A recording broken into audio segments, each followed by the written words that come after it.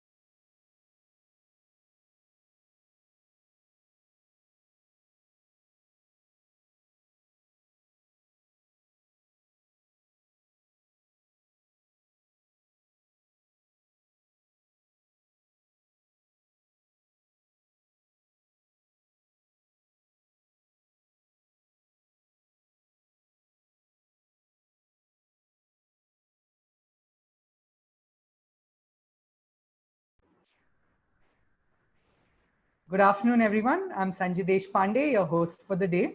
Welcome to day 2 of the Republic of Letters, a virtual conference for higher education leaders in India. This is track 2, the Resilient Institution. Here, our speakers will address the main administrative and governance related questions that have been plaguing our higher education leaders ever since the COVID-19 pandemic hit us. In addition to this platform, the Republic of Letters is also being broadcast live on YouTube in case you want to share that link. Please note, we have our first keynote address that is currently underway on the topic of Technical Education Reimagined by Dr. Anil Sahasrabuddhe, Chairman of All India Council for Technical Education. This session is being moderated by Vineet Gupta, founder and trustee at Ashoka University. In case you're interested in attending this session, please click on the link that has been provided to you in the chat box. This link will take you to the track 1 of the conference where the keynote address is underway. Please note there will be no sessions on this track till 4:30 p.m. when we actually start our first session on this track called Reopening Campuses, How Should We Think About Safety Measures? Thank you.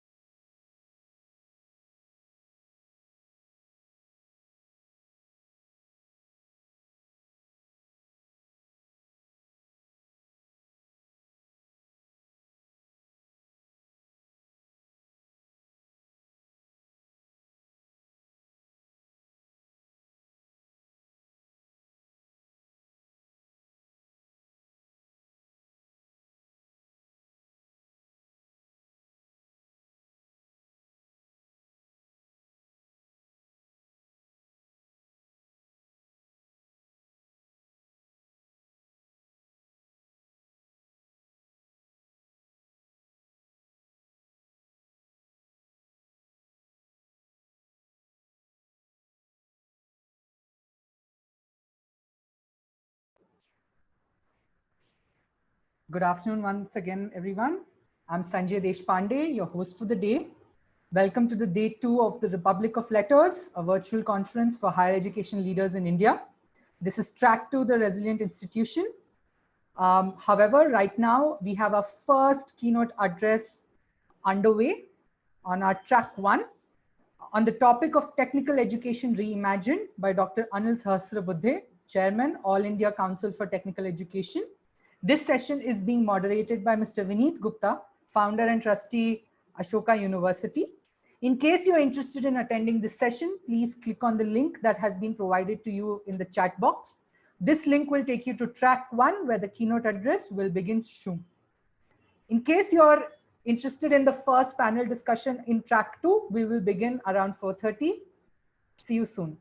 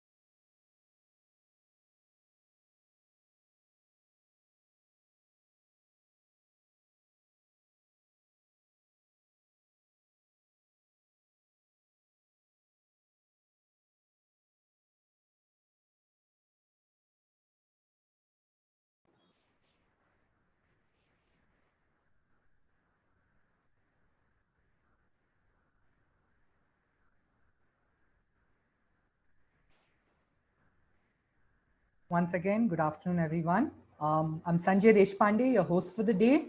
Welcome to day 2 of the Republic of Letters, a virtual conference for higher education leaders in India. This is track 2, the Resilient Institution. In addition to this platform, the Republic of Letters is also being broadcast live on YouTube. Currently, our keynote address is underway.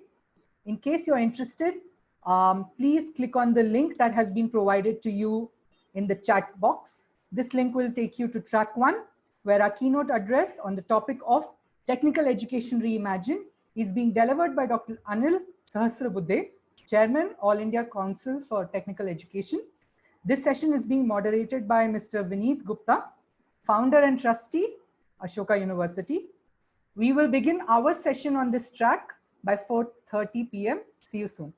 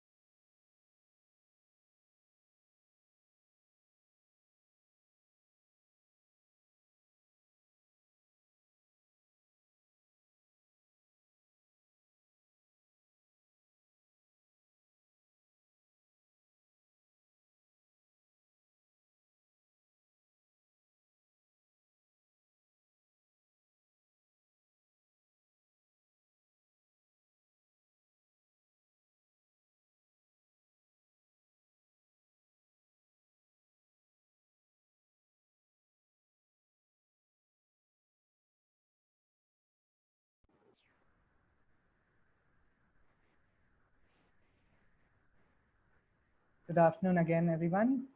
We will be beginning our session in 5 minutes. There has been a slight delay due to the keynote address starting slightly late. We will begin in 5 minutes.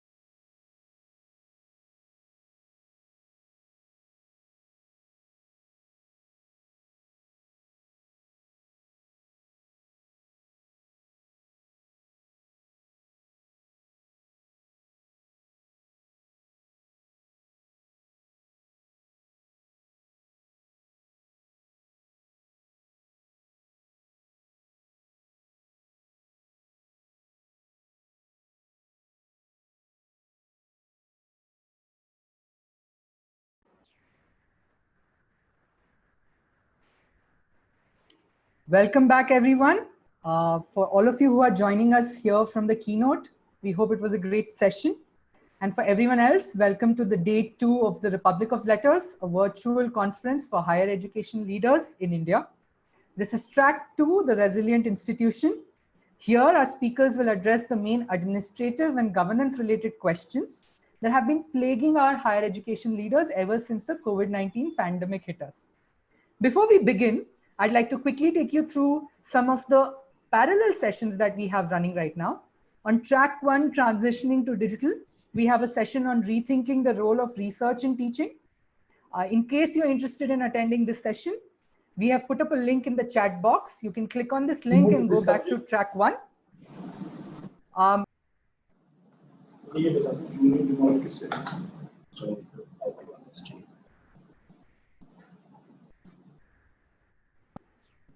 We also have another session on track 3 called Leading from the Front. This is an invite-only track for higher education leaders. However, if you're interested in this session on navigating the pandemic, the professional institution perspective, please click on the link that has been provided to you in the chat box. This link will take you to track 3. You may have received a password on your email and on your WhatsApp to access this track. On that note, without much ado, let me quickly move into the first panel discussion on this track. We have a discussion today on the topic of reopening campuses. How should we think about safety measures? This session is being chaired by Dr. Harivansh Chaturvedi. He's the director and professor of Birla Institute of Management Technology, Greater Noida. He's also the alternate president, Education Promotion Society of India. He has been the director of All India Council for Technical Education and author for Quality Accreditation and Ranking, a Silent Revolution in the Offering in Indian Higher Education. Our other panelist today is Dr. Madhu Chitkara. She's the Pro-Chancellor of Chitkara University, co-founder of Chitkara Educational Trust, chairperson of Chitkara International School, and is a recipient of the Rashtriya Nirman Ratna Award, as well as Rashtriya Shiksha Ratan Award. Last but not the least, we have also Dr. Amit Banerjee joining us for this panel. He's the Pro-Chancellor of Shiksha O Anusandhan University. He has been the Vice Chancellor of West Bengal University of Health Sciences. He's been a fellow at the Harvard Medical School and a recipient of Dr. B.C. Roy Award. This session will run for 30 minutes from 4:40 to 5:10 p.m. In case you guys have questions, please share your questions with us using the Q&A tool. Over to you, Mr. Chaturvedi.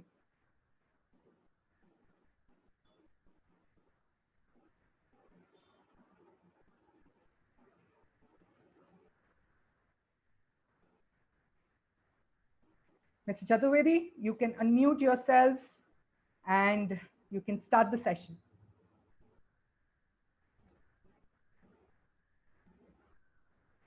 Am I audible, Mr. Chaturvedi? Great.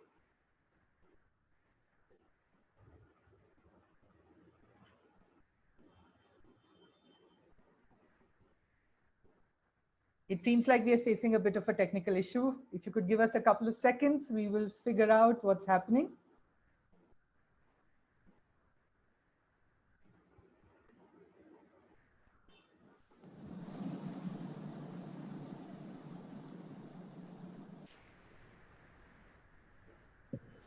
Yes, we have Dr. Chaturvedi here, we have Dr. Banerjee here, and we have Dr. Chitkara.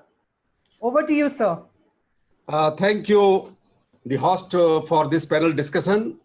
We are grateful to Asoka University in Harappa for giving this opportunity.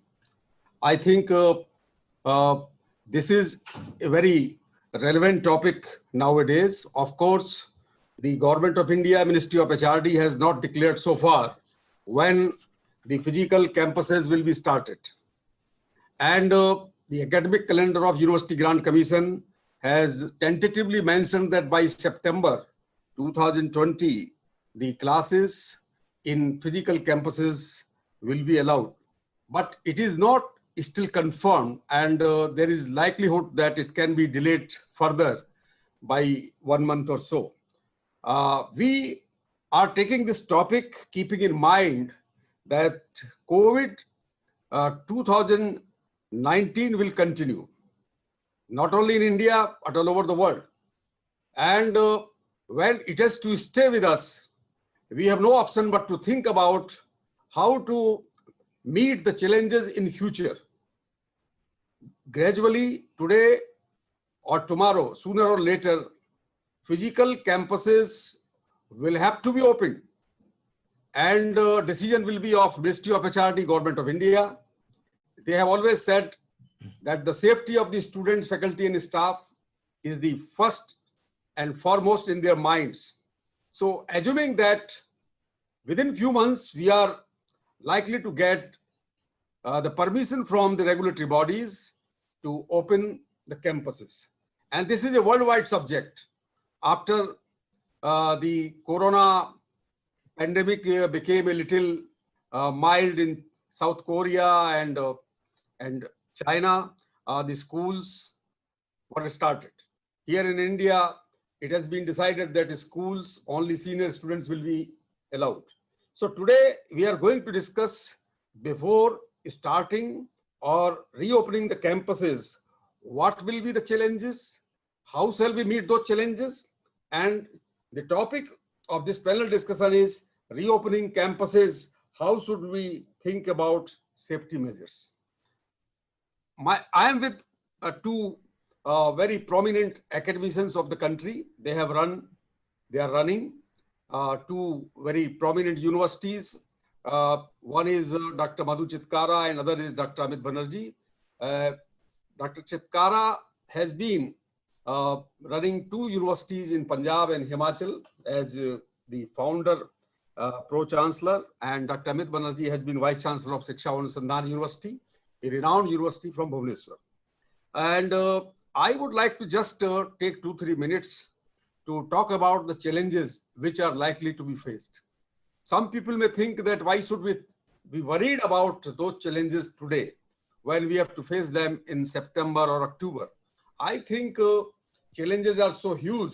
We cannot manage the challenges within few weeks or few days. We have to prepare, because for 3 months, campuses have been closed, and world over, it has been a very serious kind of subject among academicians and administrators, and also among the policymakers, that when university campuses are to be reopened, what kind of precautions are to be made. I think there are many challenges which we have to see, and the reason is only one, that so far, before the COVID-19, we were having another world.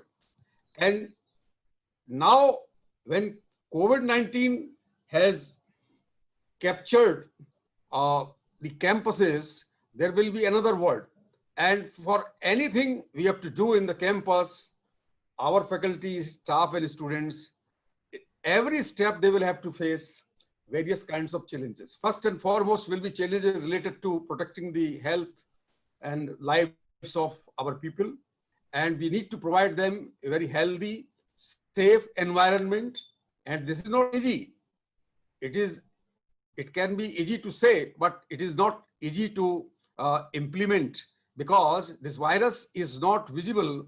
This virus does not give a prior notice, and this virus can attack anytime. So I think the challenges will be how to make campuses safe and secured. And second will be how to reassure the parents and students that campuses have been sanitized, campuses have been given all kinds of safety provisions, and they can rejoin their campuses. Many parents or many students may be having a lot of questions. I think some guidelines need to be given by the regulatory bodies, by Ministry of HRD, but based on the guidelines given by many governments around the world, and guidelines given by those countries where college and university campuses have been opened, there can be a fair idea how to reopen the campuses and how should we think about safety of faculty, students, and staff. We have to be very clear that so far our campuses were having rudimentary facilities, health facilities, like having some doctors, some nurses, and some provisions, some clinics or some small establishments to deal with urgent medical problems. Because many universities are having medical colleges like Shiksha Anusandhan University, and they were having their own hospitals. So they were not worried. But there are large number of universities which are not having medical colleges. They are not having the hospital. They may be having some arrangement with the hospitals in neighborhood. Whenever our people fall sick, we will take them first to our clinic or our doctors. And if there is some seriousness, we have to go to the hospitals. But now this is very complicated. This COVID-19 infection can immobilize our faculty, staff, and students anytime. And there can be different levels of the loading of COVID-19. And depending upon the loading and seriousness of the problem, we will have to take a decision. So all universities and colleges will have to make arrangement for the quarantine facility in campuses so that students and staff having infection of mild kind, they can be housed in those quarantine facilities. I will also like to tell you the truth that in all campuses, we have residential facilities for faculty, students, and staff. But it is not necessary that all housekeeping staff, all security guards, and all cooking staff, the people who are the vanguard of our facilities and 24/7 operations, many of them, majority of them may be living outside the campuses. So those who will be cleaning the campus, housekeeping staff, they may not be living inside the campus. They may be coming out from outside. They may be on our payroll. They may be from the outsourced facility. So how shall we ensure that those who are coming for cleaning the campus, they are safe, secured, and not infected by this COVID-19? Similarly, cooks who will be cooking the food, how shall we find out and how shall we ensure that they are also not infected? Thirdly, the issue of social distancing will also throw many challenges. Our panelists will discuss in detail. I will put them some questions. But now, at this point, I would like to stop and I would like to invite both of them to put their views, initial thoughts for 5 minutes or so. Thereafter, we will start the question answer session. So first, over to Dr. Madhu Chitkara. Her views, we would like to know that as an educationist, as an academic leader, how she would like to suggest that campuses can be made safe and secure. Good evening, Dr. Chaturvedi. Am I audible to you? Yes, audible, but voice is a little not loud enough. So can okay. You... Okay, now you can see that. Is it okay? Yeah, please. Okay. Thank you for giving this opportunity, and thanks to the group that they thought of us to be part of this. And I think everybody is in the education sector is talking about that how to go ahead when the students are coming to the campus. And Dr. Chaturvedi, you are very right, pointing out the point of concern, which is a concern of point of everybody in the education. So now the first thing, when they will be coming back, and when they are coming or when the appropriate time will come, I think as you well said that maybe it will be September. I think you said that it will be September. So if it is September, so we all have started doing, I think in all the universities, colleges and the schools, they have made their own task forces where they are working on that how according to their campuses, the students when they are coming back, the parents are satisfied, the stakeholders are satisfied that our wards will be very, very safe in that environment. So I think now the teaching learning processes, the systems will be very, very different. The first will be now blending learning will be the need of the hour, where as well said by the Ministry of Higher Education also, that there will be 40% of the online, 60% is the physical when the students are in the campus. So in my view, what we can do is that the campus will be working for 6 days, and the 3 days, the one group, now for example, in one class, there are 60 students. So 30 students will be coming to the campus so that we can have the total strength 50% one day and the 50% can be second day. It was the suggestions given by our task force. And the one day it can be that physically they are going to the labs, they have the practical jobs, they are going to the studios, and that work which is not possible online, that can be done on that day. The next day that another group will be coming physically to the campus, and then the whole system will be repeated for them.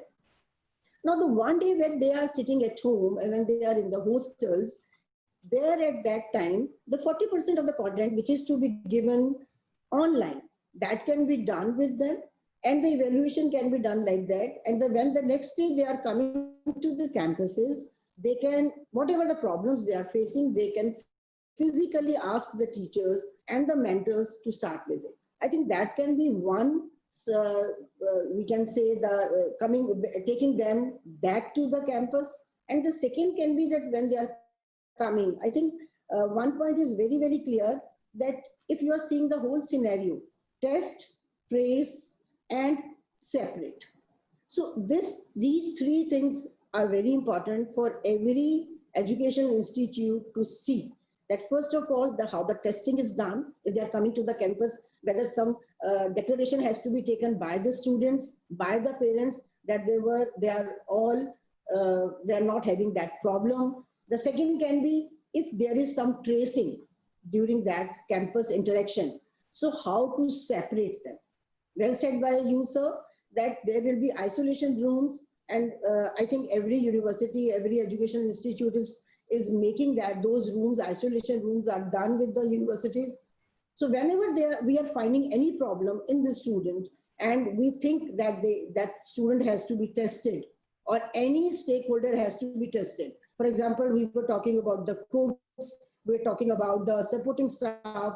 If they have got some infection, so they will be separated, and immediately that information is to be given to the medical departments nearby to our universities and the colleges and the schools. So I think this way, with the blended learning, we can go ahead with taking to the students back, because now already from March onwards, they are sitting at home and they are all young students. I think they are not very, very comfortable now staying at home. So they also want to come back to the educational institutes. So I think it becomes our mentors' responsibility to make them comfortable coming to the campuses with all the precautions taken. So all the campus is to be sanitized.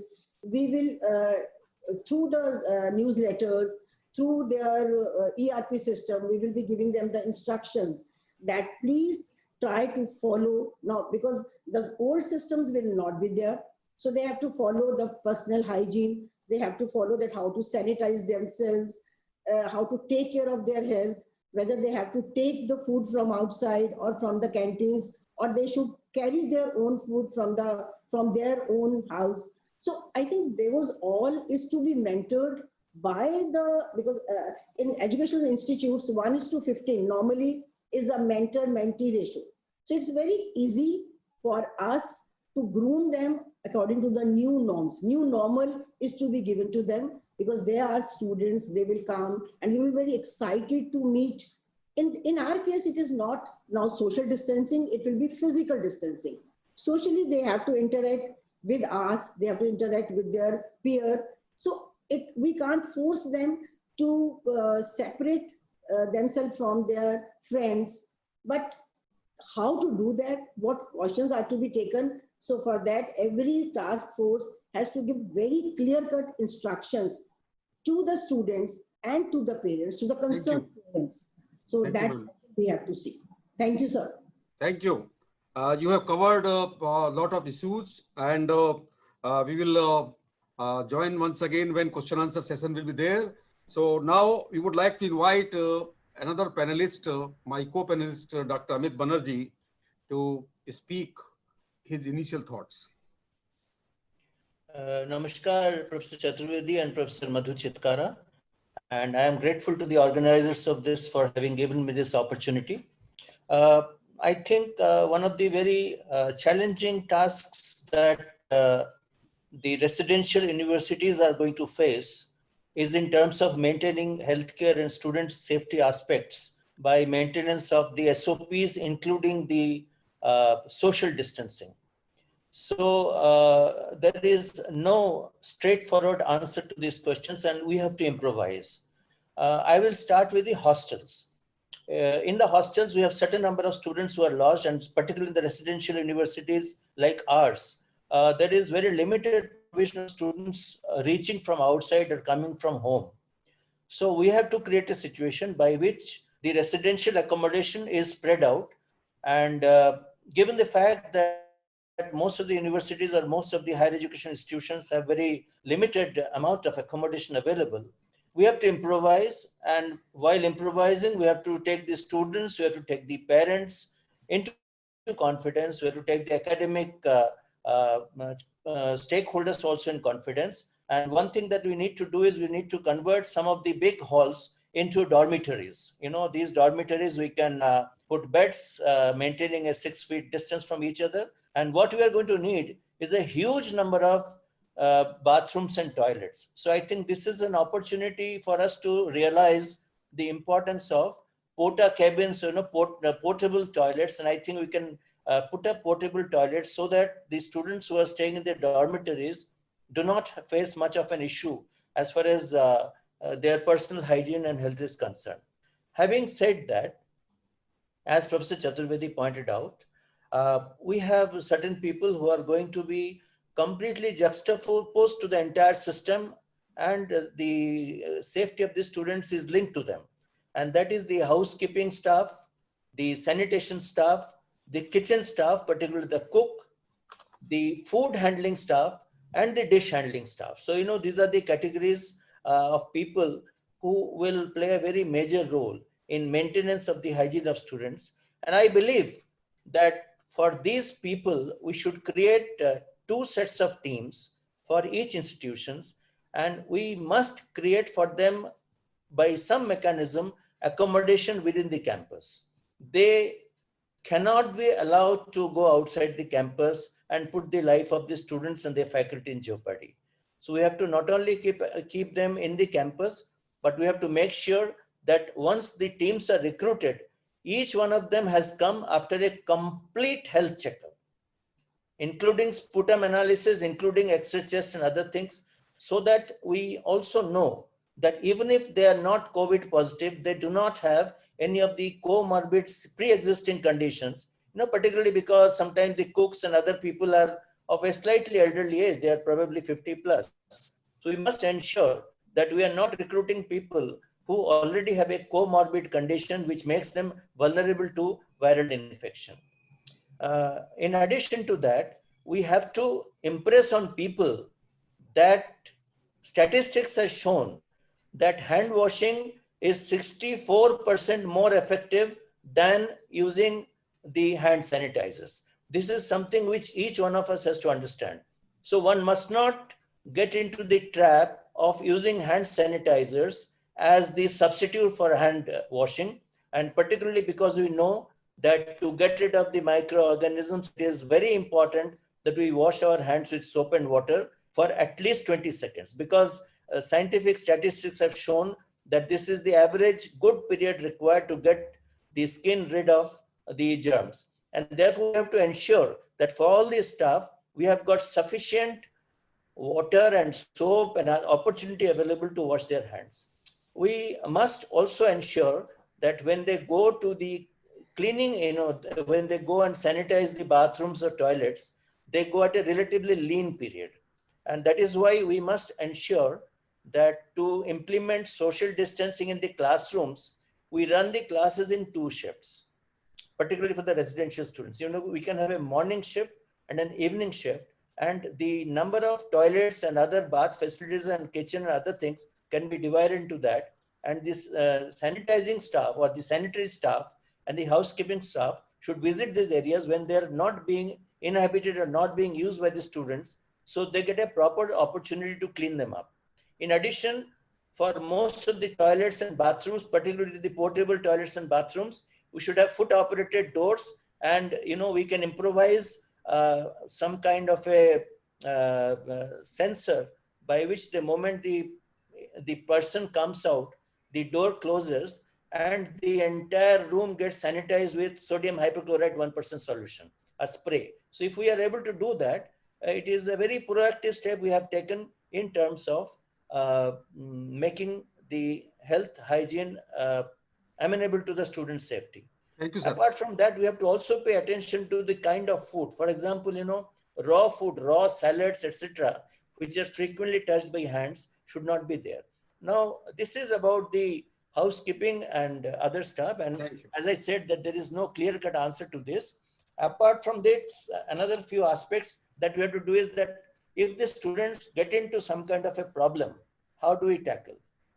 The first thing is, every institution must have an in-house experienced doctor, preferably a retired doctor. That's why I use the word experienced, one dedicated nurse and one attendant. This is a must, and this is something that the HRD ministry must put as a precondition to reopen. Thank you, Dr. Banerjee. We'll take up some other issues on which we would like to take your opinion, because you have been a professor in medical sciences, and we will put up some questions related to health and well-being of the students. Now, I am coming back to Dr. Madhu Chitkara. Dr. Chaturvedi. Ji.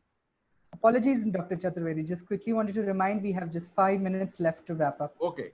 So, only 5 minutes, we will take one question each and very brief response. So, my question to Dr. Madhu Chitkara is how to deal with the mental health problems of students and the doubts of the parents, because all the time parents may be worried about the health and well-being. So these are the two stakeholders, parent and students. 1 minute answer. Dr. Chaturvedi, I think this is a concern to everybody also. What we have started doing is that we should start making the videos that how the campus is sanitized and how the facilities will be new normal facilities will be given to the students. And for that, the mentoring of not only the students, but mentoring of the parents we have started doing. Reason being that it is not a solution that they should not come to the campus. They have to come to the campus, and for that, the video made by the universities, the letter to the parents through their ERP systems, through their whatever ERP system they are using, then welcome letter to the students, and public health guidelines, whatever the guidelines are given by NHA. So we have to give those manuals to the students and to the parents to make them understand that we are ready for this new normal. Thank you. Thank you, madam.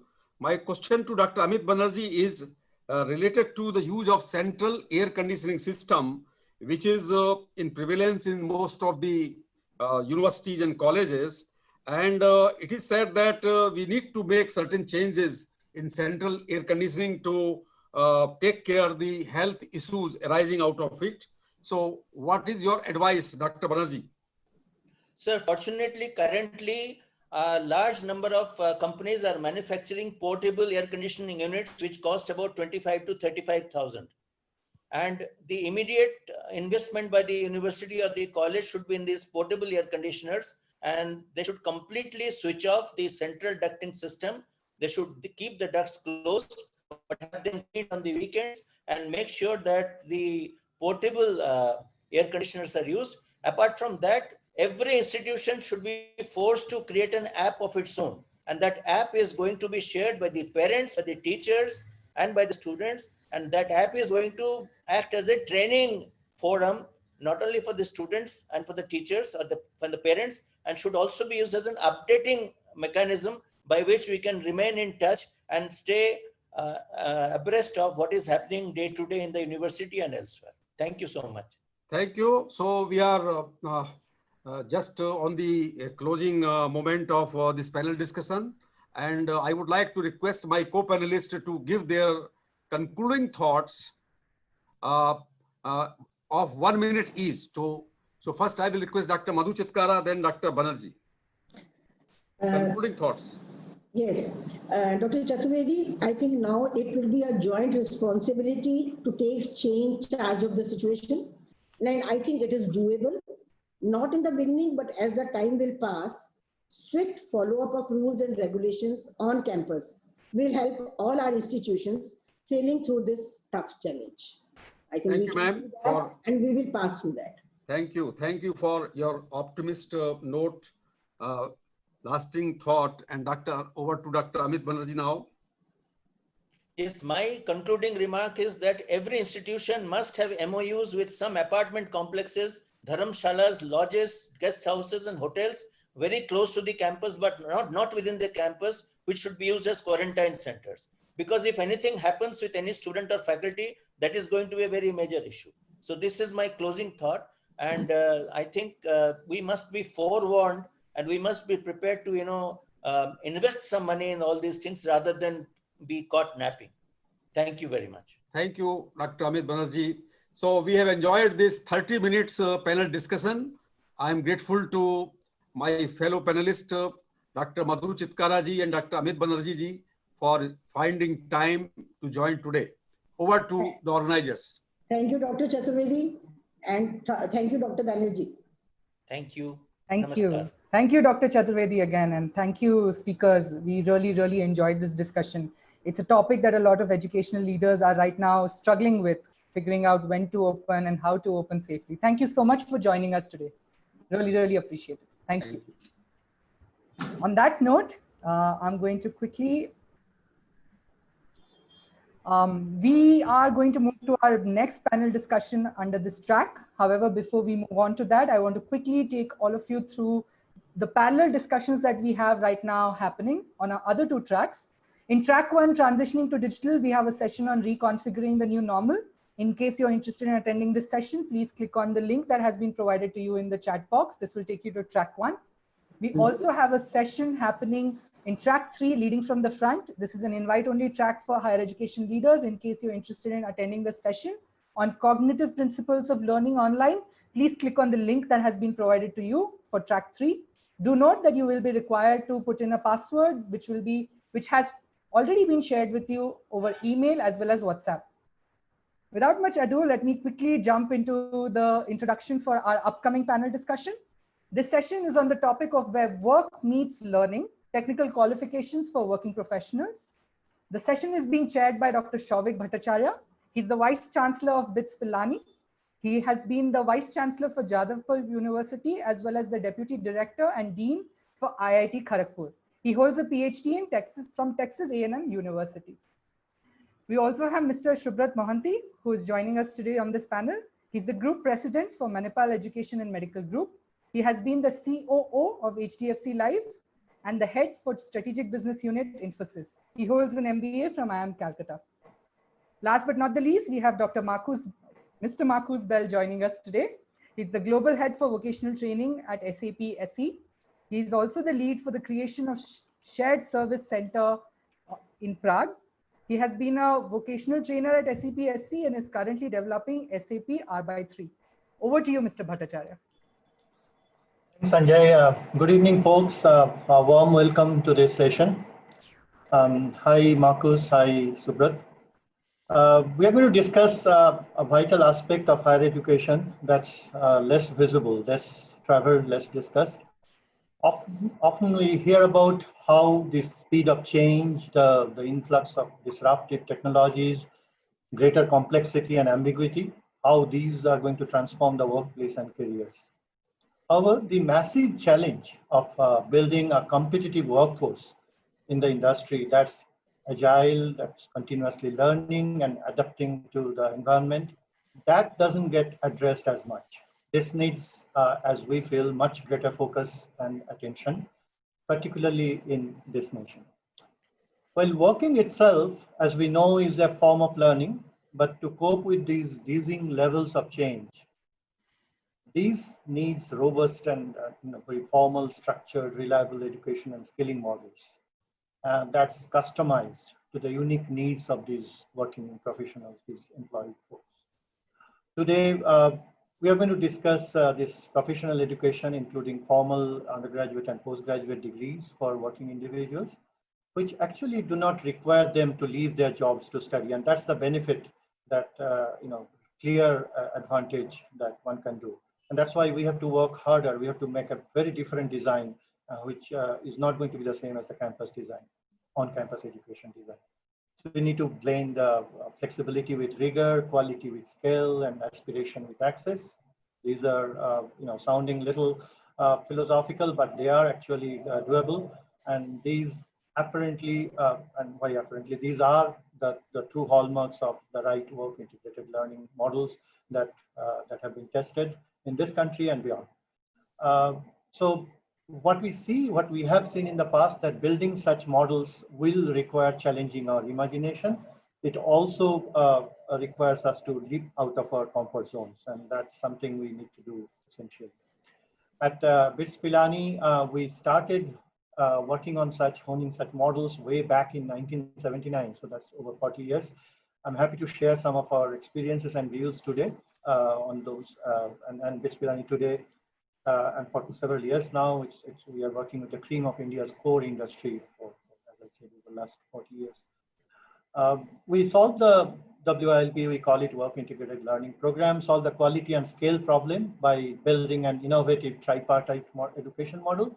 So it's a three-way participation, the students, number two, the university, and of course, number three, the employers. The number three is a very, very essential ingredient in this mix. Many essential aspects that are normally missing from the conventional campus education can be provided to the working professionals if we establish this deep collaboration with the employers I'm just talking about. Classrooms, laboratories, assignments, and projects, and also a very conducive environment of peer learning. And student mentoring, that's very essential, can be taken to working professionals, which may not be obvious initially, but with active support of the collaborating employers, it is possible and has been possible.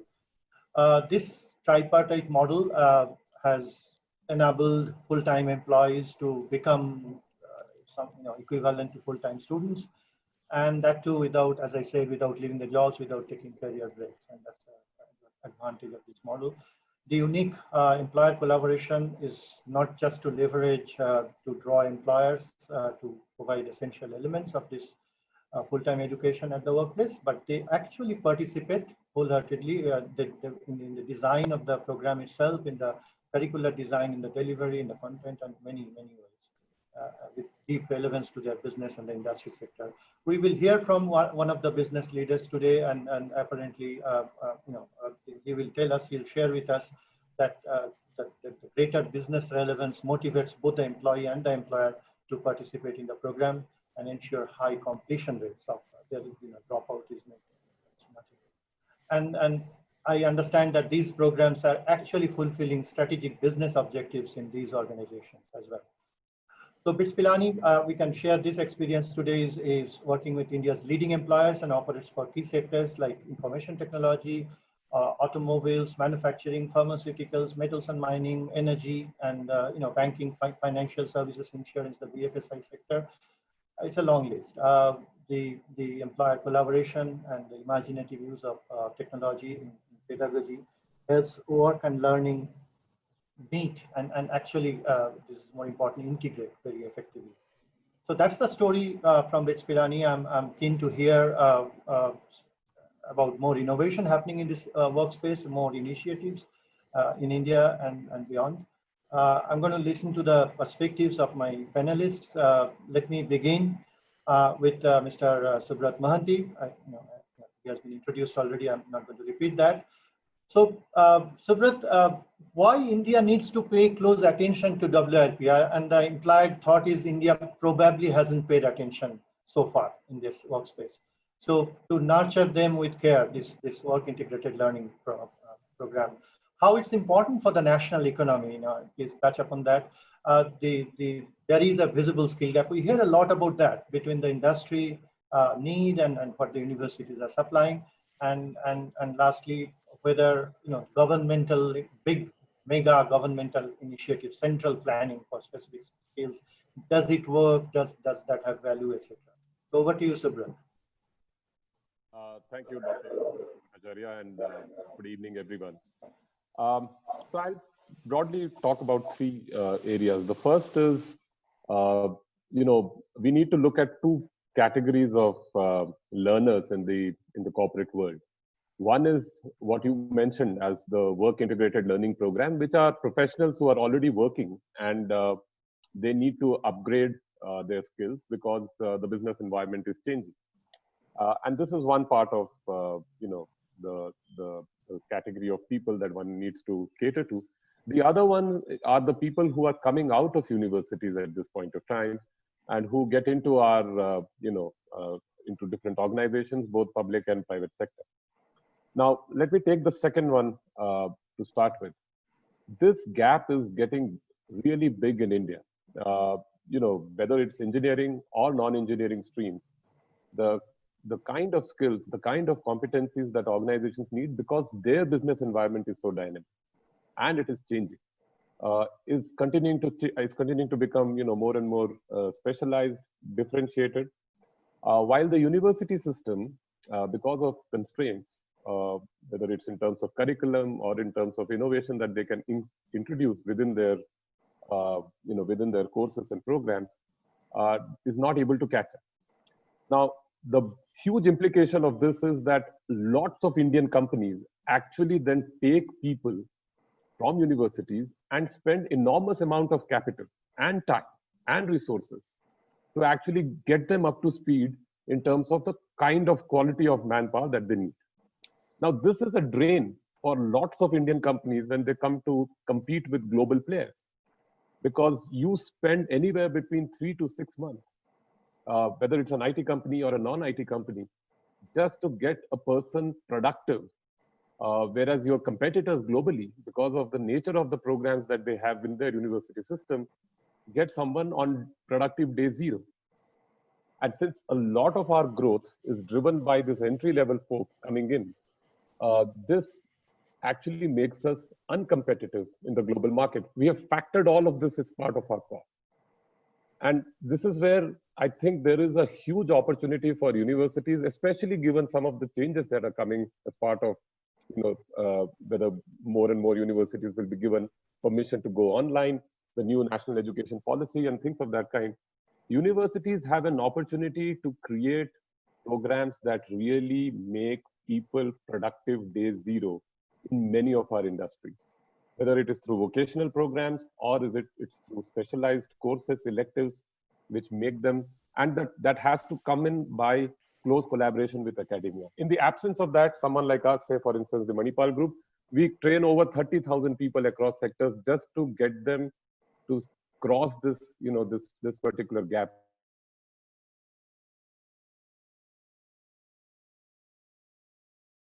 Spoke about, which is again an ongoing thing, which continues to do the same thing for working professionals. The second area that I want to talk about is, if India has to maintain or aspire for an 8% growth, which I think is really a panacea to everything, from countering China to bringing people out of poverty. All problems in India can be sorted if you go after 8% growth. That 8% growth is going to come only if we are able to take advantage of the demographic dividend. It cannot come if we let a whole lot of people that are coming out of our universities not ready as a workforce that can get into companies, that can be productive on day zero. And what we see is a real risk of India possibly getting older before it becomes a middle income country. And that's a huge risk. Our per capita income right now is $2,000 per person. The threshold for a middle income country is about $10,000. It's 5x where we are from where we are today. And this can be enabled by multiple things from the perspective of ease of business, but also by making sure that our human capital is really, really productive and ready. So that's the second part. And the third one is, we seem to hark back to central planning for skills. Now, it's very difficult for someone sitting centrally to understand how many plumbers, barbers, data scientists do we need in this country. It's very difficult to do that. What we should be doing is to actually enable various multiple institutions, universities to, understand what the market is and cater to those markets by listening to, different industry leaders, etc., and not by centrally planning that we'll possibly come out with so many cyber security experts or cloud computing experts. We went through a IT boom, we went through a BPO boom, we've gone through a logistics and home delivery boom. None of these skills were centrally planned. Institutions, private and public, saw the demand and accordingly went and catered to that demand. And I think that's very important. We need to create an enabling environment for our education system to actually support these requirements. So those are the 3 points that I would like to highlight as part of the opening remarks. Thanks, Subrat. Because of the very tight schedule we have, let me go over to Marcus Bell of SAP. Marcus is joining us today, I understand, from a sort of a village, he said, he used that word, which is about 100 kilometers from Frankfurt, Germany. Marcus, tell us briefly about SAP's the Global Star program. I am aware of that, and would like you to also do a deep dive on the local presence on such things in India. If you could also share the goals and successes of these programs, particularly in India. And so, Marcus, over to you. Yeah, many thanks for the invitation, and it's great to be here with you today. Can you hear me and can you see my screen? Yeah, it's all good. Super. So yeah, it's a pleasure for me to present also our strategic objective to really invest into the next generation of early talents at SAP. And we do this globally in a very, very aligned approach with the business, with universities around the globe. And what I would like to share today is that currently we have more than 1,100 students enrolled in the program in 11 countries around the world. For example, India is one of our biggest ones in this space. And one of the key elements what we are offering is the opportunity to rotate, to see different opportunities, to see different skill sets in the business during the time when the students are with us at SAP within the office, or nowadays virtually, since we have now this crisis in parallel. The success of the program is easy because a lot of graduates stay with us, so the retention rate is perfect, and we invest a lot of training into the students. This does not mean the training at university. This means really the training which we are offering to the students at SAP during the week to make sure that they also get the knowledge we need at SAP, which is very company specific. The question is how we do that, and we have a simple process in place, which means we try to recruit the best people we can get in the market. Then we do our best to train them in a very, very strong collaboration and combination between university and SAP. We have a huge investment here, as I said before, to really make sure that they get up-to-date knowledge, that we really focus on those topics which are now relevant. We have heard before, it's important to be flexible, to be adaptable, and this is one of the key elements for us as well. The industry is so changing so fast that it really makes sense to have this close relationship internally, but also with our university partners to make sure that our curriculum is always up to date and state of the art. As I said before, rotation is a very, very important element of our offerings to really make sure that all the students have minimum 3 different opportunities during their time at SAP. See three different departments, job functions, customers, whatever, and be really, really right from the beginning 100% integrated into the productivity processes of the company. We make sure that also when we hire big groups, big batches of students, our goal is to develop them very individually. So really to figure out, okay, where are their skills and competencies, in which direction they would like to go, and what can we do individually, mentoring, coaching, to support them, that they also find the right conversion, the right department after the program to be successful. We have heard before, it's important sorry, to be productive on day 0. this is something which I think is not 100% realistic in our case, but we try to say, okay, we can achieve this in week 1 or latest in month 1 to make sure that they are really a strong part of the organization. And last but not least, I think it's really important that we convert most of the students into the organization, because this is then the return on investment and really the most important objective, as I said. Doing now a deep dive in India, we are partnering since 2008 with BITS Pilani. We have more than 100 students per year. Currently, we are hiring 150 students every year in August in a strong collaboration with BITS Pilani for an MTech degree in software engineering. And you see here the models I have put on the screen, that exactly what I have mentioned before, we also do in India. We hire the students from campus, then we ask them to join SAP. We put a strong training and onboarding period in place every year in August and September. And afterwards, we start with the rotations. And we offer in India 3 rotations for 7 months each. And in parallel, the education at BITS Pilani is running. So you see also here from a timing perspective, there is a continuous rotation between SAP, the university, but also within the company from department to department to make sure that they get a broad overview of the company, of the industry, and can really get real life experiences in the business. At the end, I would like to let you know why I think we are so successful with this model globally. And first is that I really believe this rotation is one of the most important elements of the program to really get, make sure that the students get real life opportunities within the business. In parallel, they can do their MTech, and it's really a differentiator from us regarding all the other freshers we hire directly from university or from the market. The second is that learning is key for us. So we invest a lot during their time as a student with us to make sure that they get everything what is state of the art to survive within the company, to make sure that we partner with the university in a sustainable and partnership way regarding all the new topics, whatever it is now, big data, machine learning, artificial intelligence. This is exactly what our departments also expect from our students from the next generation, that they are equipped with all these new technologies.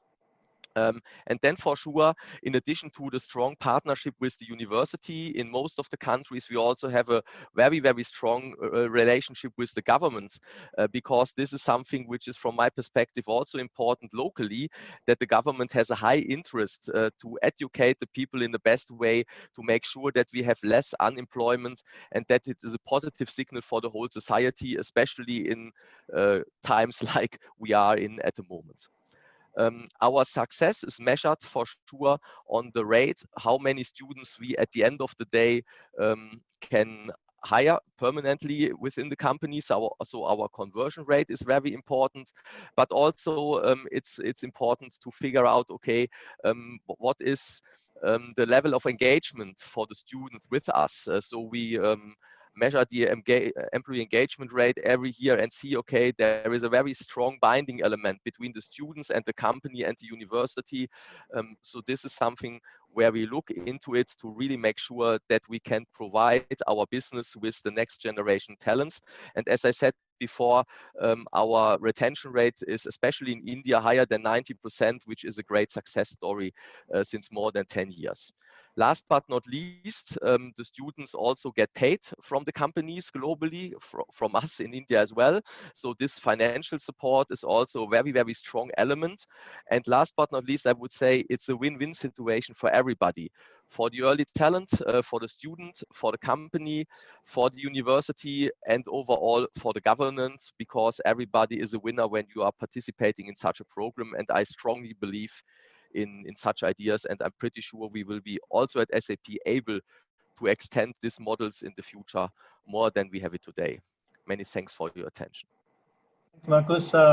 Everybody is a winner. We've heard that, and we got a glimpse of how the employer participation, how deep the collaboration is between amongst the three, the tripartite model I talked about. The government in last more than 2 decades, they have invested very heavily through the NME ICT funding channel primarily to selected few leading government institutes, heavily for creating facilities, studios, and so on for online and various other tools to create, teaching, learning from a distance, etc. The private sector institutes like Pilani and many others, they also have invested heavily in technology to enable these working professionals to access many resources from the campus itself. This would include live classes from multi-video feed online classrooms, high quality asynchronous content developed in campus studios, e-libraries, labs, etc. While I talk about this, let me also say that currently our programs with the industry, on an average, about 50% of the lectures and classes are actually, this will vary, from program to program, but the average is about half the lectures are actually in person, face-to-face brick-and-mortar model. But we have to create these facilities. Something which is, I believe, is not present in on-campus education in this country, including the leading institutes, is something we call remote labs. So we have physical laboratories, real laboratory test rigs across the campuses, and students can actually access it from anywhere, anytime, and operate those. These are IoT enabled, actuators, and so you're actually doing on a multi-video feed camera, and you're getting the results. So and this way you are actually increasing to nearly 100%, utilization of the investment of the facilities for students. They do, round the clock access these. So these are interesting pedagogic innovations that come out of the necessity. And how COVID has forced people to do many things that we haven't done in the past. But but what we see, something a little bit of a disappointing tone now, is that in spite of all these innovations and the win-win situation Marcus talked about, Subrat mentioned also, we see that such programs are not always very well recognized or encouraged. Regulators have good dose of skepticism about it, particularly I'm referring to India. Subrat, can you throw some light on this? Have we failed to convince the right people at the right place? Because it sounds like a fantastic model and good for the nation, good for the economy. You explained it very lucidly. So what's your brief response? We are behind schedule, I suppose. So try to be brief, please. Yeah. Yeah, I think, I think there is a part of failure on our part. I mean, to go back and explain the outcomes of some of these programs. I mean, you just mentioned Pilani runs it for the last 40 years. At Manipal, we've been doing it for 12 years now. And over, 200,000 students have come out of it. They have contributed to various industries in this country. So the success of this program is clear. And I think it's more important from our perspective to go out and explain this. And also, you mentioned this dose of skepticism that maybe the regulator, at the heart of this is this skepticism about for-profit private education, which I think is something that, we over a period of time, hopefully India will get over it. But it's definitely there. And there's always a view that maybe you are doing something which is not really a real program, but something which is just possibly providing degrees or diplomas to students. So I think that's something that we need to dispel based on evidence that we've already done. That's a job. And if there are listeners here, take note of this, and we would like to talk and discuss this. This is good for the country, good for the nation by all kind of calculations and analysis. Marcus, I'll come to you again very briefly. Do you see what's the future look like? What's the future trend globally as well as in India for work integrated learning? How do you see, for example, in companies like SAP, how do they leverage on such options? The amazing changes are happening in pedagogy, and various other technologies coming through. So share with us very briefly the future trend as you see it. Yeah, first of all, I'm pretty sure it will grow. So as I said, we are growing together with Pilani in India now since 10 years, and I see the same trend in a lot of other countries in Asia, but also a strong, I would say, push from the government in Europe. So I still believe that we will see higher numbers of such programs in the future. In parallel, I'm pretty sure the learnings we have now since 3 months globally will also help us to be more flexible in the future to set up such programs on a virtual base or maybe on a hybrid base that you have both on campus activities but also virtual classroom sessions. And as we are now running all our programs currently on 100% virtual format, including the exams are virtually, I'm pretty sure based on this learning, also after the crisis, we will be much more flexible, conducting different groups, bring them together, make really sure that they can learn from each other, build a stronger network, cross-country maybe. I'm pretty sure that based on all these activities we have seen in the last couple of weeks, we will have more opportunities in the future to be much stronger afterwards. Okay. Thanks, Marcus. We do have a few questions that have been passed on to me. Let me try to. Apologies to butt in, Ms. Dr. Bhattacharya. We have about a minute to wrap up. Minute to wrap up. So we'll skip the Q&A because the questions are not that relevant, honestly. I mean, but I could. Okay. So shall I? Just. Closing remarks, perhaps. Concluding remarks, yeah. I will just take a one sentence from one from Marcus and one from Subrat.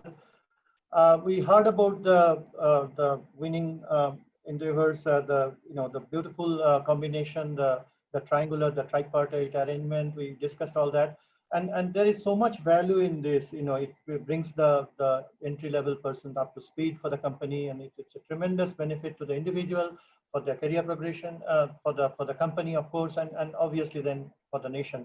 Then why is it that we don't we don't hear about it so much? We hear about skill development and so on, but we don't hear about these programs. Marcus, one sentence summary from you, and then I'll come to you. Yeah, I think we have to share the good news and also showcase the good examples. So the graduates out of our programs on the one hand side.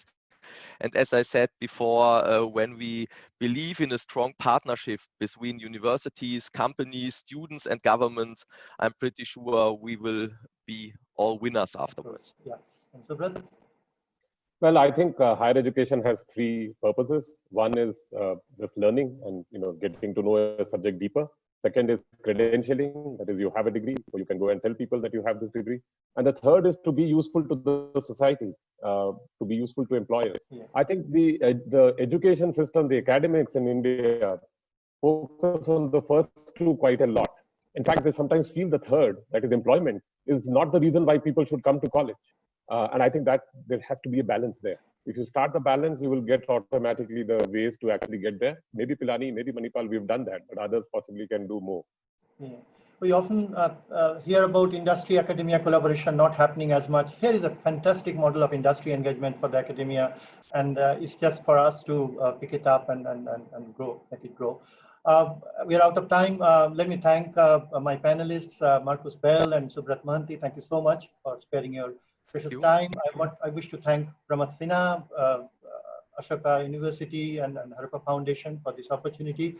To all the esteemed participants, thank you so much for being with us. We'll be happy to connect with you, connect with us over email or any other mode. Thank you so much. We'll close it here. Thank you. Thank you, Dr. Bhattacharya. Thank you, speakers. I mean, this was a really insightful panel discussion and a much needed one indeed, because the industry, academia, and government partnerships are what are required for us to deal with our demographic dividend going forward. Thank you so much. Really, really appreciate it. On this note, I'd like to direct everyone's attention to an upcoming keynote address that we have on our track 1. This keynote address is on retooling Harvard by Professor Bharat Anand, the Vice Provost of Advances of Learning, Harvard University. This session will be moderated by Mr. Ashish Dhawan. He's the founder and chairman of the Board of Trustees, Ashoka University. In case you're interested in attending this session, please click on the link that has been provided to you in the chat box. If you click on this link, it will take you to track 1, where the keynote address will start soon. Please note that the keynote address is only being delivered on track 1. So if you're interested, you will have to click on the link and head there. We will soon begin with our last panel discussion on this track. It will be on the topic of managing the complexities of public health, education, and inequity at 6:20. See you soon. Thank you.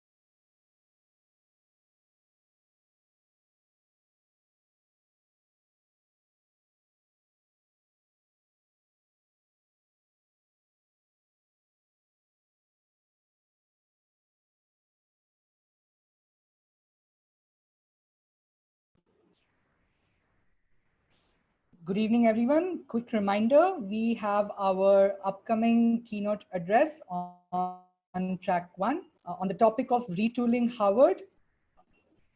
It's by Professor Bharat Anand, Vice Provost, Advances in Learning, Harvard University.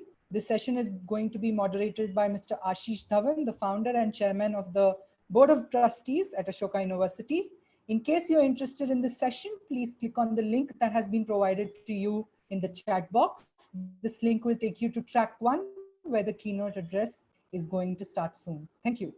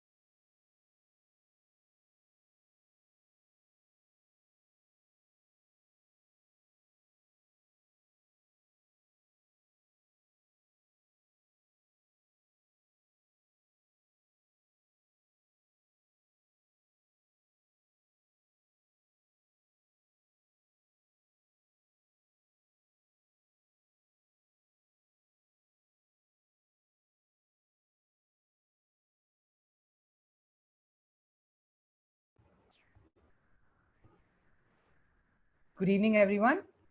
We have a keynote address currently underway on our first track on retooling Harvard by Professor Bharat Anand.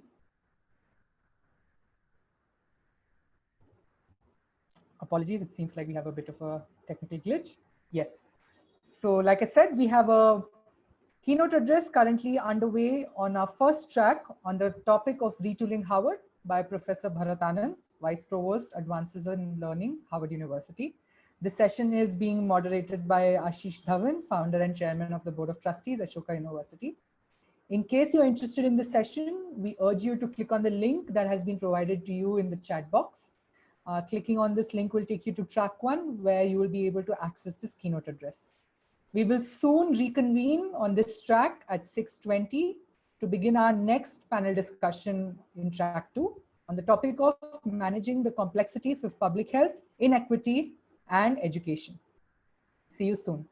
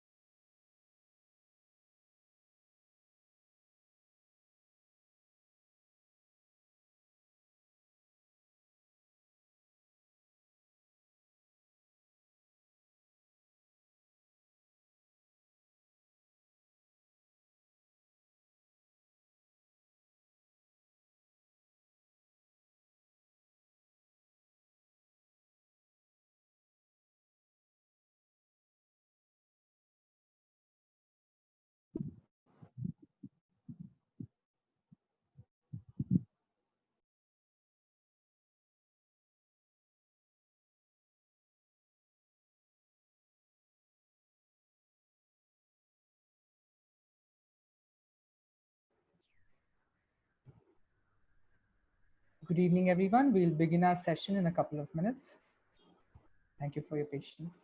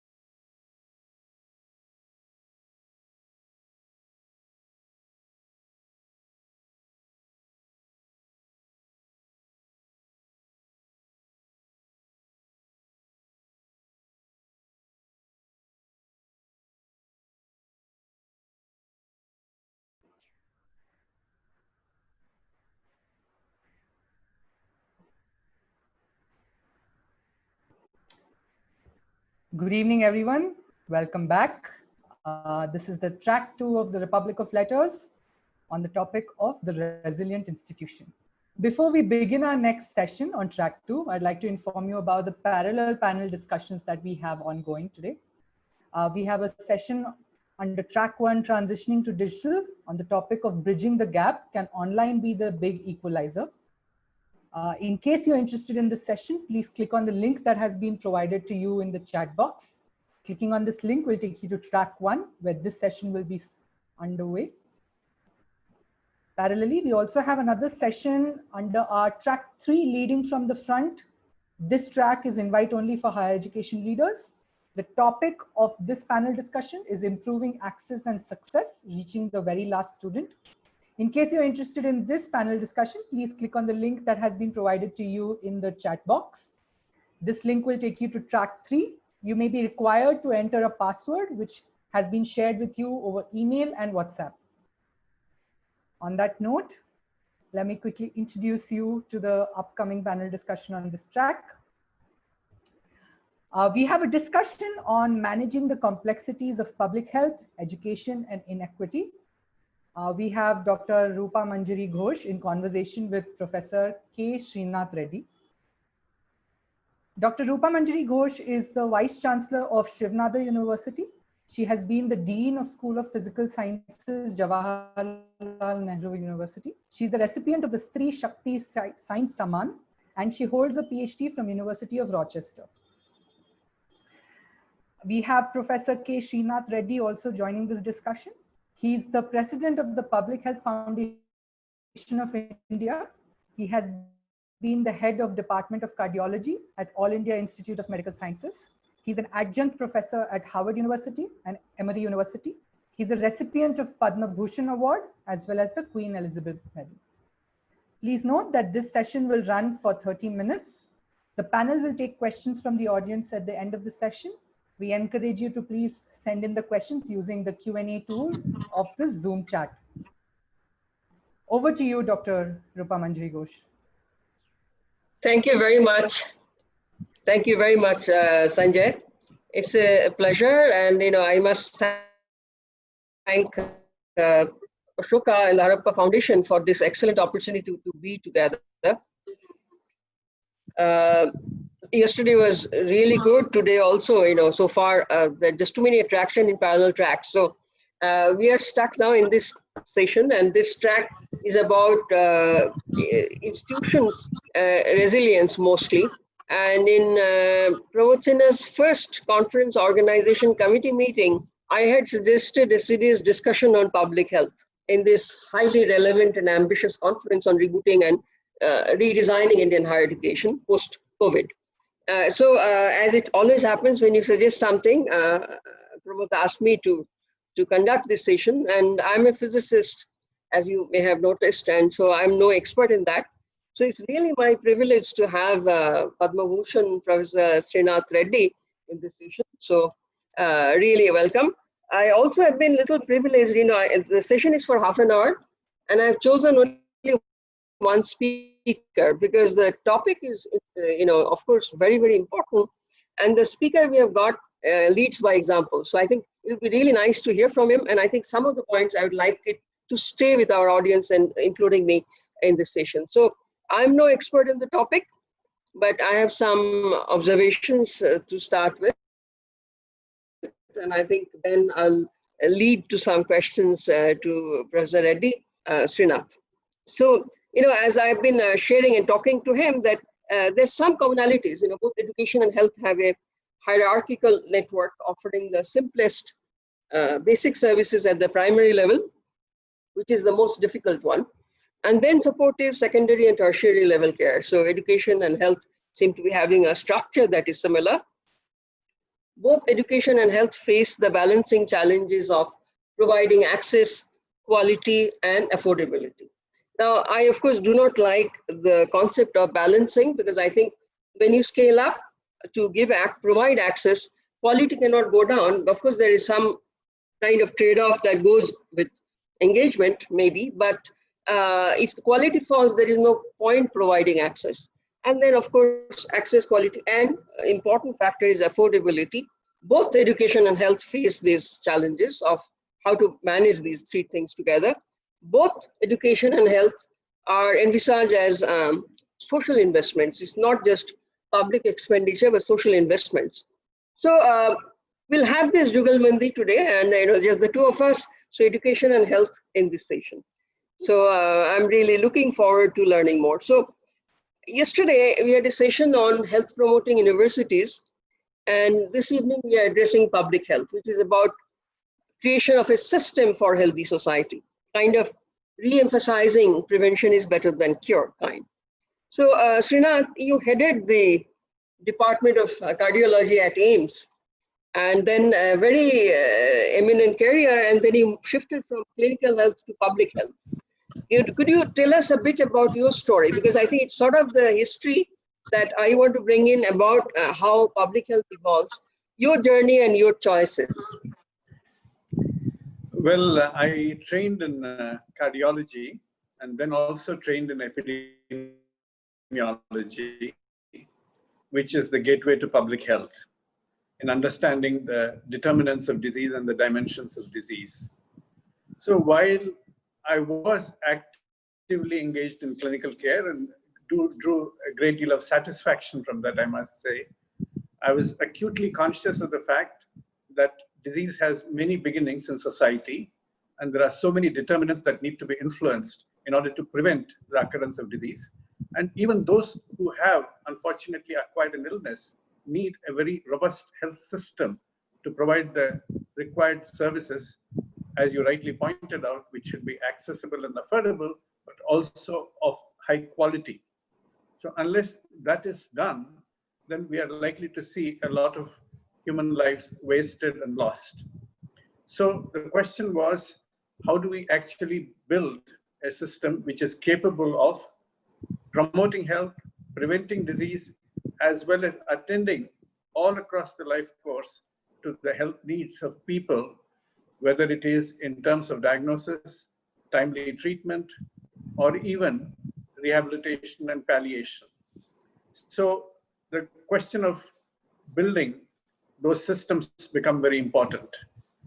We recognize, and I did recognize, that public health is basically an effort to identify and influence the determinants of health at the population level to impact upon health at the individual level. So you can do that through policies which impact on the population in a non-personal manner, like tobacco taxes or subsidies on healthy foods, or you can do it also through systems, like how do you organize a health system for efficiency and equity with adequate health workforce?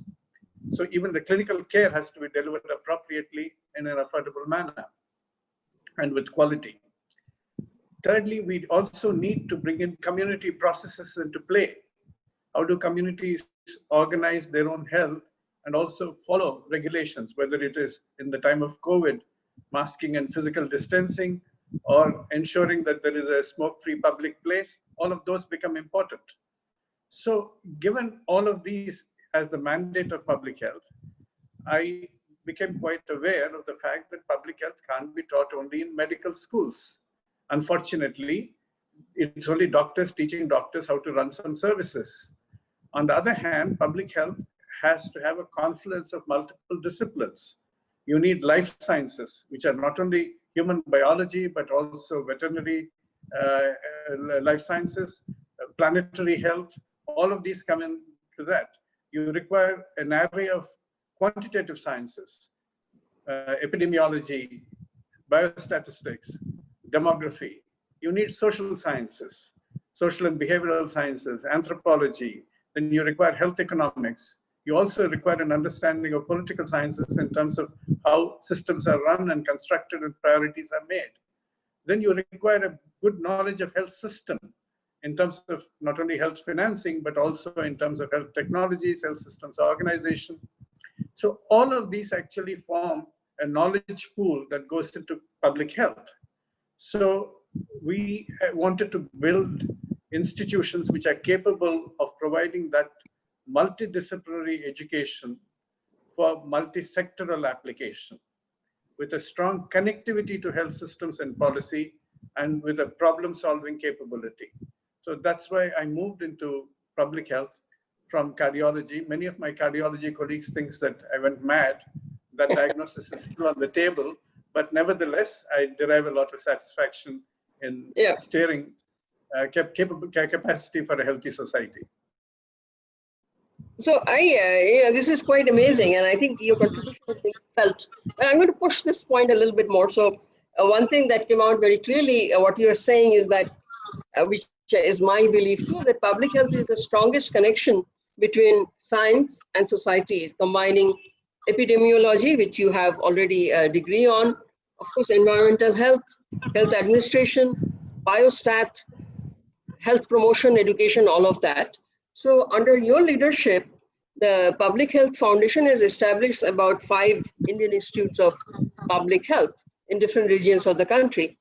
And as you said, that this is to advance multidisciplinary public health education, research, maybe health technologies and implementation support for strengthening the health system.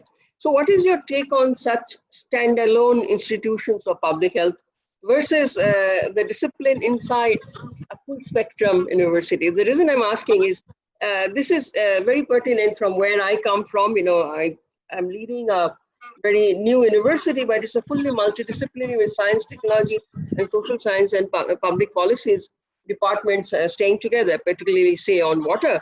So, you know, given your expertise and this very incredible journey, why do you think such standalone institutions is the way forward? I heard you saying maybe medical colleges were not equipped to take this policy institutes in, but what's your take really on standalone institutions of public health versus this discipline inside a full spectrum university? Because being part of the university ecosystem, will it not make the public health institutions stronger? First that, but then it's related question, maybe I can put it all together. There are all kinds of debates that we keep talking about, you know, debate of breadth versus depth in academia. In my view, it's not about breadth versus depth, but breadth and depth. You have to have that spectrum you talked about to go deep into even one interdisciplinary area. Then there is, of course, a lot of synergy between undergraduate teaching and research. For certain kinds of courses, and I think yours fall in that, it may not be for foundation courses, but there is a strong synergy, I believe personally, between undergraduate teaching and research. And I think these institutes, if it is placed inside a university system, what's your thought on that? I believe that is absolutely wonderful if it happens. Okay. When it happens. The reason why we went ahead with standalone was, at that time, medical colleges were relatively moribund in terms of dealing with public health. because of the cobwebs of the regulatory system in the Medical Council of India. They did not have non-medical faculty by and large to teach public health, health economics, for example, social sciences, for example, even biostatistics and advanced epidemiology.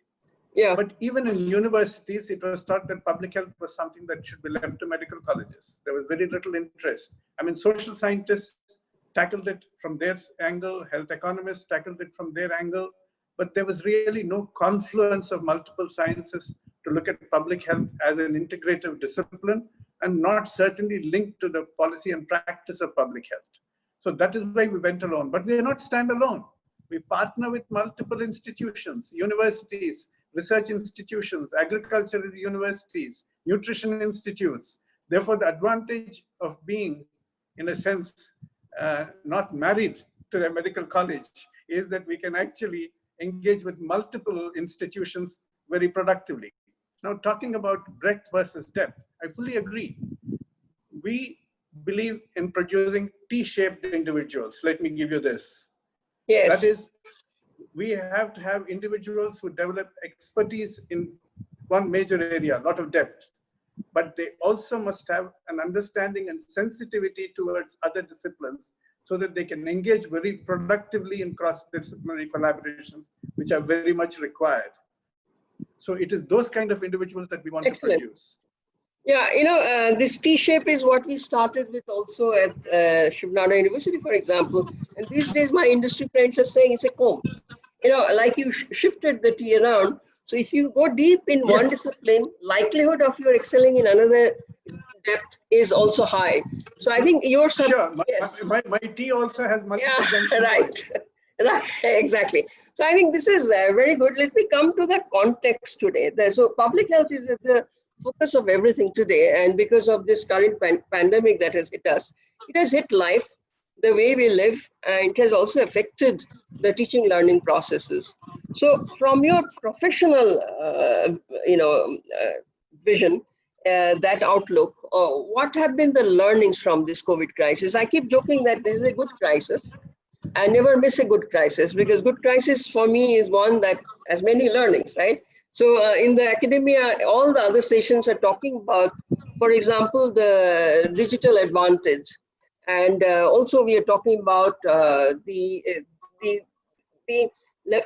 it make a level playing field, you know, rich or poor, everybody is affected by Corona. So, but I also see the digital divide becoming clearer and many disadvantages. So what have been the learnings from this COVID crisis from your professional vantage point? And what does it expose us to the policy interventions, the kind of research that is needed, and maybe anything you wish we had done differently? I know you are part of the Government of India's technical committee on COVID, and you don't want to talk about it. So I'm not even, but this is your personal professional opinion. Is there anything that you wish that we had done differently? Where does this thrust put the public health discourse in the academia map? That's what I'm asking. What are the learnings you see? Well, it's very clear, first of all, that we need to build a strong health system which functions very well with efficiency and equity in the steady state when not challenged by a public health emergency. Yes. Then you can expect it to build a surge capacity speedily and with success when challenged with an actual emergency. If you are hobbling on one leg, you can't suddenly pick up speed to race. So that is the biggest problem. Therefore, the neglect of health systems and public health overall, whether it is in terms of health financing, whether it is in terms of very inadequate health workforce, poor regulatory systems, all of them are now getting exposed, even as we are trying to cope and respond to the crisis. So first lesson is that everybody must learn in society, particularly the policymakers and those who hold the checkbooks of public financing must learn that invest in public health, even not only for protecting people's health, but even as a wise economic investment. Unless you actually protect the health of the population, you're going to pay a price for it. The second element, of course, I'm talking about health workforce, build a multi-skilled, multi-layered health workforce which is technology enabled, which can respond to all of these emergencies very well. Third is we require citizen participation.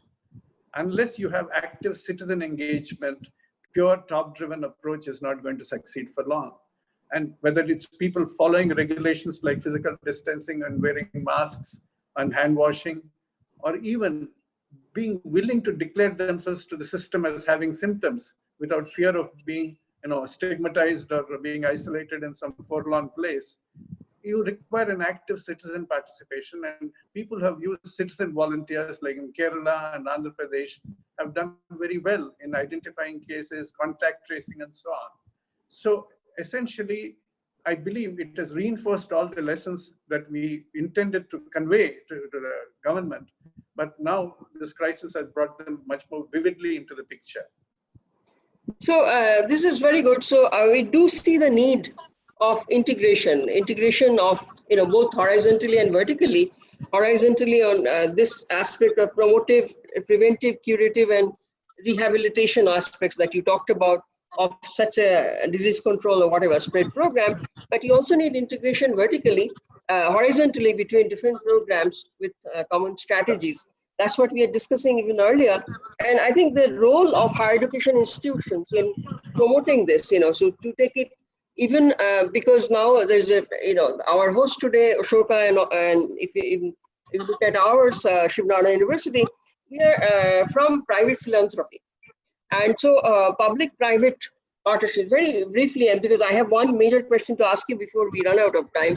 So what do you see as the need? Because, I'm just seeing these institutions, okay, of course, by not being married to one particular institution, you have the ecosystem that maybe you are driving, but that's also the huge mass also lacks focus, right?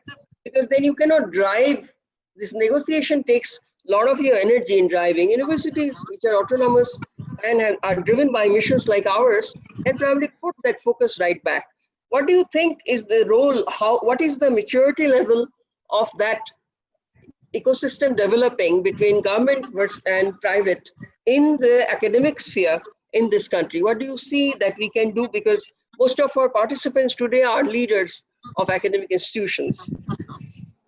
Well, firstly, our institutes, each of our institutes has a director and a faculty who actually have a stable campus community. Yes. We do have an organic relationship, but everything is not run from Delhi, which I don't think is a good model in any case. Yeah. So we believe that our institutes also work very closely with the respective state governments where they're housed, and also provide technical strength in the geographic zones, whether it's north, south, west, or northeast. And therefore, they do work as closely as possible with the government to provide technical support. We like to believe, though not entirely with conviction, that we are connected to but not controlled by the government. But very importantly, we have to actually engage with the government for demand responsive research. Not only provide technical support for training people, but I'm not saying demand-driven research, but demand-responsive research, where we have to identify what their needs are and where our research is likely to make substantial contribution to policy change or practice change, and then try and fill in those gaps as soon as possible with well-conducted and critically appraised knowledge. So that is, I believe, an important function of an academic institution. It cannot remain a socially isolated island. It has to actually have a social purpose which it must discharge. Of course, I think we say the same thing about education in general, and the tertiary education, higher education that, where the leaders are today from, has also this problem of financing. Today, I don't think we'll have the time to talk about it, but one topic I cannot leave out before, I think I want to keep some time for some question answer from the audience if there are some questions. So, many reputed international research and training centers of excellence, including Harvard School of Public Health, have opened hubs in India. And you're already associated as an adjunct professor at Harvard, in I think Emory University, and honorary professor probably, if I remember correctly, University of Sydney. So I'd like to get an informed international perspective from you on the topics that we just talked about. So the research and training in this area, and teaching, of course, teaching, learning, research, and this. So what is the status as you see? What are the key indicators that India is ahead? What are the indicators we should be looking for that and our status vis-a-vis the international perspective on this? Because this I say in relation to how does the policy operate? I mean, the policies, are these mandatory? Do you need enforcement? How is it funded? Who is responsible for administration? I'm not talking about that, mostly from the higher education perspective.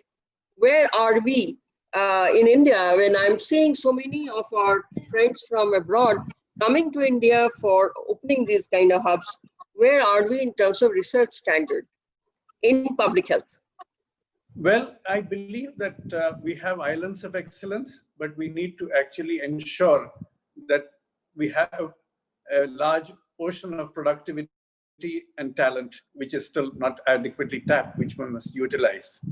But let me mention that even if we do have international connectivity, and we must have that kind of flow of knowledge across countries and universities, it is very important that we, as academicians and researchers, see our function as producing evidence-informed, context-relevant, resource-optimizing, culturally compatible, and equity-promoting recommendations for policy and practice. So there has to be a local relevance and rootedness that is important, particularly in public health.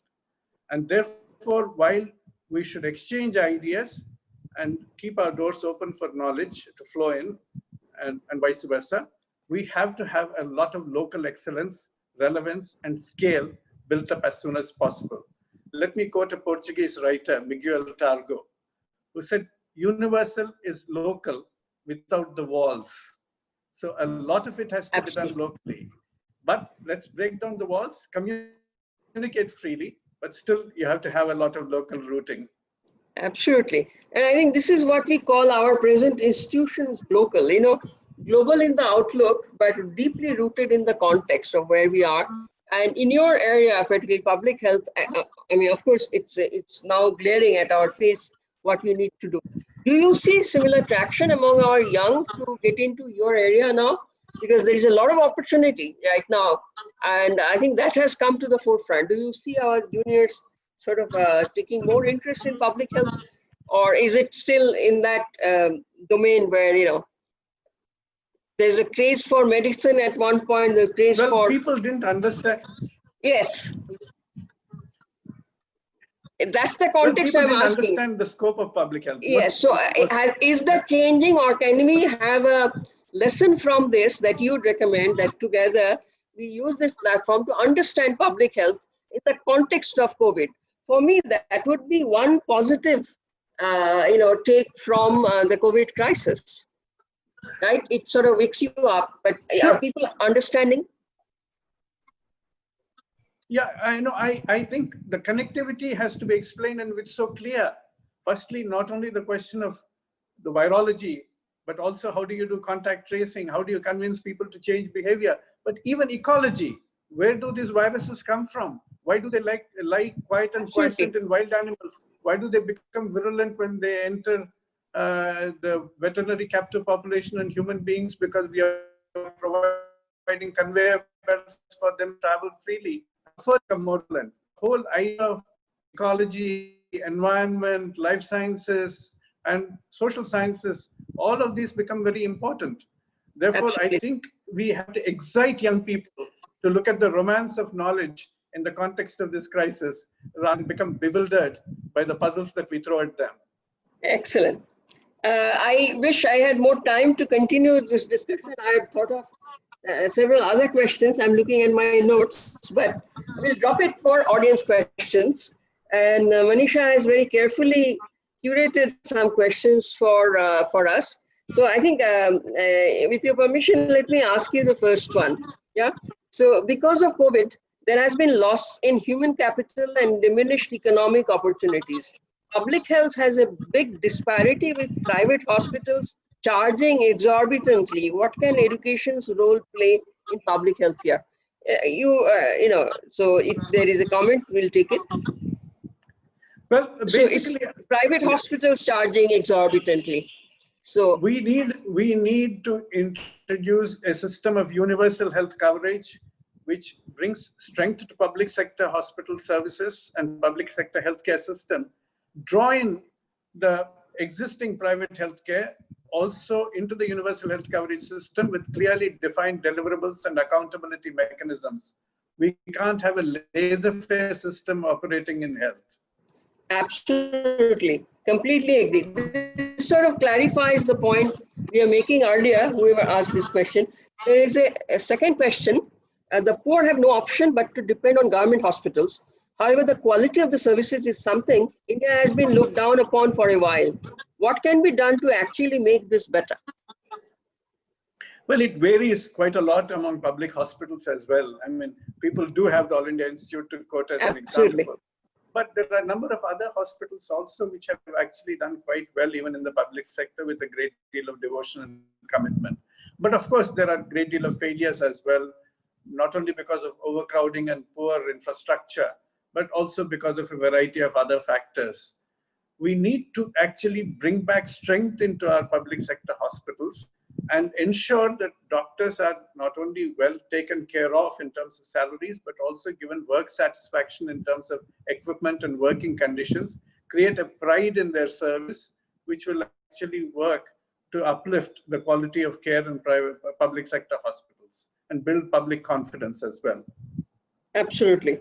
And this trust in the entire private business and the overcrowding in the public system, I think these are two themes that are coming up again and again. The third question, this would be my last. We are exactly at 6:50. How can the government inform the people about the exit or risk management strategy to prevent public panic and ensure public compliance by fostering trust? That's a difficult one. Trust is absolutely important in anything, because without, as I said, citizen participation and having a trusting relationship between the people and the healthcare system and the government, or even the other people who are part of the enforcement, like the police, you are not going to get the kind of cooperation that's required. Neither the implementation of the policies nor even personal protection measures which are being mandated will actually be taken up unless there is that level of trust, not only in the healthcare system, but even in the other elements of governance. And that's where I believe we need to change to a new model of PPP. That is what I call public partnered public health, people partnered public health. Excellent. So I think we just sort of go back to that education and health facing this challenges of providing access, quality, and affordability. And both education and health are social investments and not just public expenditure. That sort of is the theme of all of this. I think there is a whole lot of scope in this direction for the higher education sector to take note and to have this ecosystem that is being driven by the experts like yourself. That's the message we take in. And I think given the COVID crisis, this awakened us to the scale of the problem. And one can always be at the frills to criticize and not be part of the system. What you have done, and I think that's what most of us would like to do, is be part of the system and try to change the system from within. Now that, of course, is much more difficult than just staying outside and criticizing what is not there. So we appreciate that very much. For lack of time, there are other questions, but I don't have the time to take on more. So with this, thank you very much, Srinath. This has been a wonderful session for me as well, talking to you. And over back to you, Sanjay. Thank you so much, ma'am. Thank you. Thank you, Professor Reddy. Thank you, Dr. Ghosh.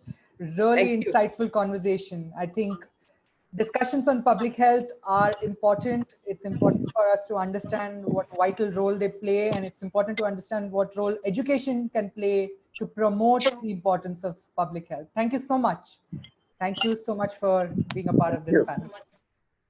On that note, I'd like to redirect everyone's attention to our upcoming keynote address on Reimagining the University by Mr. Ben Nelson.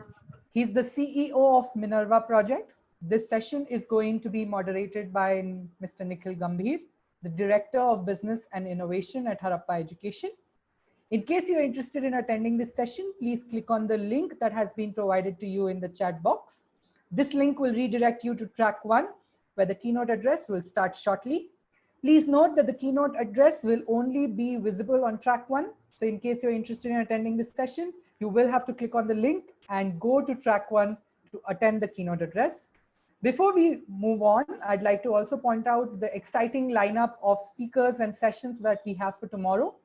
We have a session by Professor D.P. Singh, the Chairman of University Grants Commission, on the topic of reinventing Indian universities. We have a session by Dr. Rick Levin, who's been the CEO of Coursera and the President of Yale University. He will be speaking on the future of online education. We also have Dr. Deborah Prentice, who's going to be talking about lessons from a crisis, the Princeton experience. She's the provost at Princeton University. We hope to see you tomorrow. Meanwhile, please head over to the keynote address on track 1. Thank you so much. Good evening.